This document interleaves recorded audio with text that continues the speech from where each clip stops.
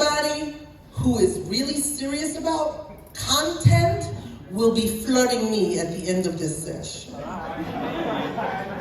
I've said it. Now, if you're not flirting me, that's, you need to go home and rest. Ooh, cute man. Come on, get this.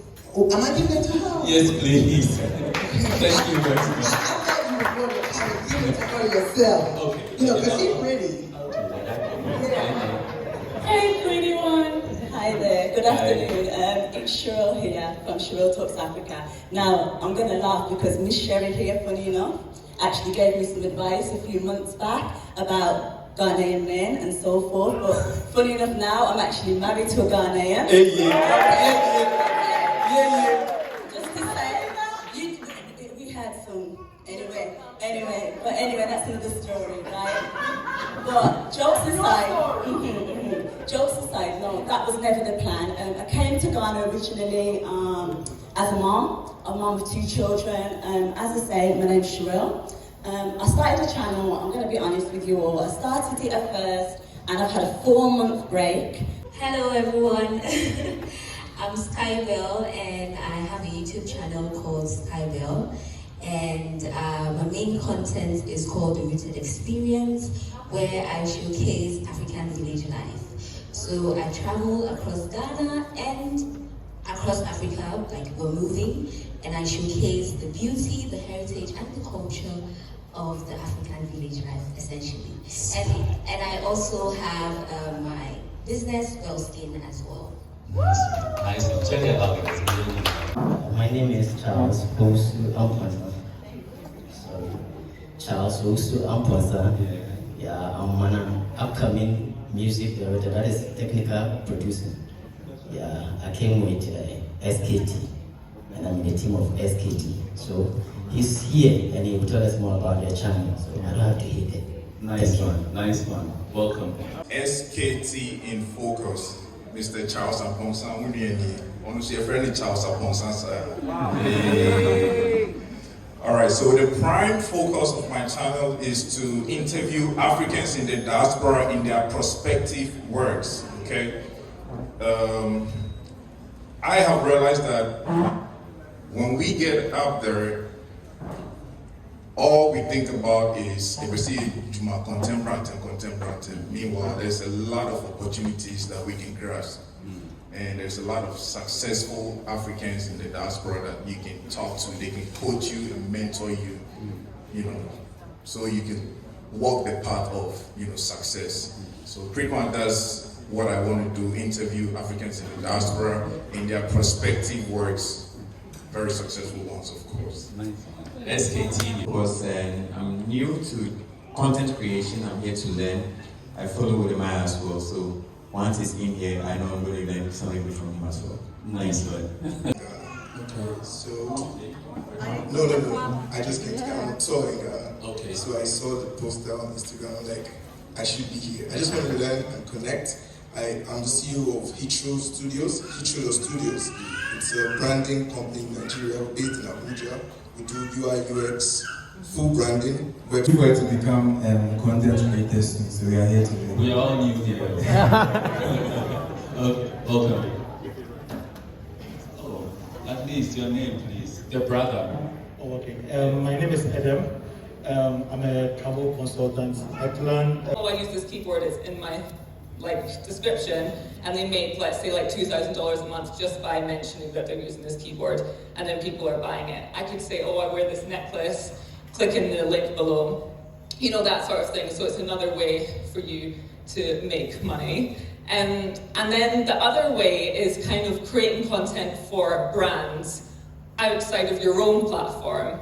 So as I said, I've worked with CNN, and so they reached out to me, and we made a piece of content for their own platform, which didn't live on my platform at all. So there's so many ways basically that you can make money, and it's possible.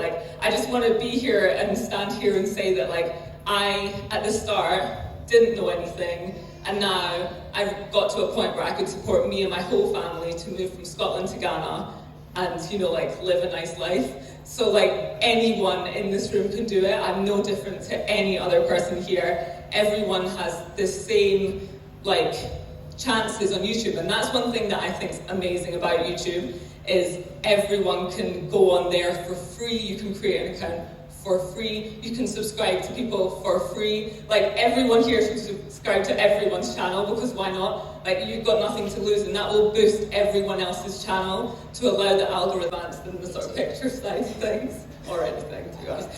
So yeah. Definitely mean to. Thank you. Oh, no problem.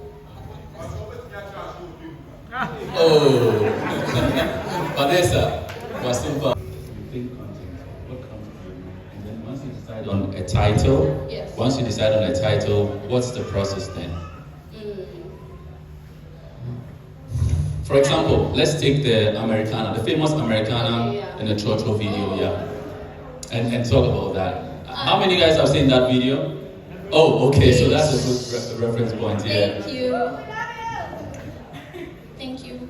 Anyway, okay, so let's take the Americana video. Every single place I would go, everywhere, to school, to work, everywhere I would go, I would always take the church because that's what I could afford, and it made sense at the time. And plus, see, there's never a boring time in the church, or if you guys are being honest, there's never, if you're not fighting over 20 pesos, you're fighting that the mate is driving too fast, you're fighting, like everyone is always fighting the church. I think the church is a great place to get entertainment, to be honest.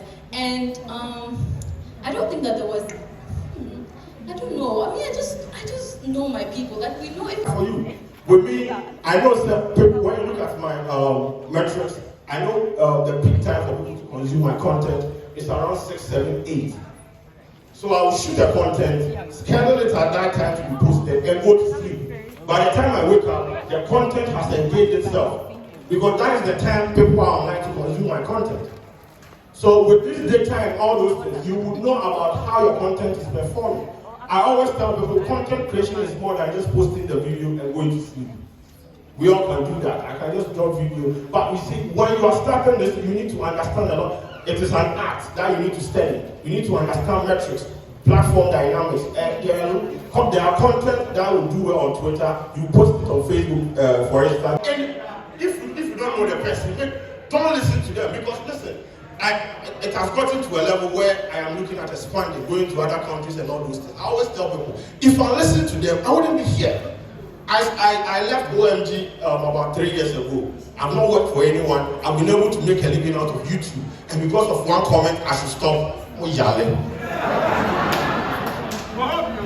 I normally say that on my videos, and they know it. That's why people think I'm most influential YouTuber. Why? Because I told my audience that you love watching me, right? But when I step this side, know that this brother also needs your help. I am lucky to have the people watching me, but transferring my audience, I think I have people that knows. Like, I love transferring my audience to so many people in terms of, if, like, after like watching my videos, you can watch other people. But the answer to that question is like, you have to do what you do. If I have the audience, and the same audience loves seeing, that same audience will go and subscribe. I think I've subscribed to so many channels. So people can subscribe to different channels, but the most important is, how do you keep them? I can do a collab video with you, you might get all the subscribers, but will you be able to keep them? So that's why I'm so scared whenever I want to do collab with people, because I feel like after you give them the audience, they don't know how to use the audience well. That's it. So you have to know, like, I always tell people, be ready. If you want to do a collab, be ready. Like, as soon as I do collab with WODEMAYA, when the people come to your channel, will they find other videos to watch? So it's not always about collaboration. I normally say, collaborate, but don't hate. But when you're collaborating, make sure that when their audience comes to your channel, will they get something to watch, or will they stay? It's very important. Very, very important. Because that is the thing.